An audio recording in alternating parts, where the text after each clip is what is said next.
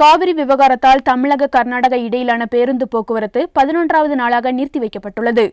உச்சநீதிமன்ற தீர்ப்பின்படி தமிழகத்திற்கு காவிரியில் தண்ணீர் திறக்கப்பட்டதற்கு எதிர்ப்பு தெரிவித்து கர்நாடகாவில் நடந்த போராட்டத்தில் தமிழக வாகனங்கள் அடித்து நொறுக்கப்பட்டு தீ வைக்கப்பட்டது. இதேபோல் தமிழகத்திலும் ஒரு சில இடங்களில் கர்நாடக வாகனங்கள் தாக்கப்பட்டன. இச்சம்பவங்களால் இரு மாநிலத்திற்கு இடையே பேருந்து போக்குவரத்து கடந்த 11வது நாளாக நிறுத்தப்பட்டது.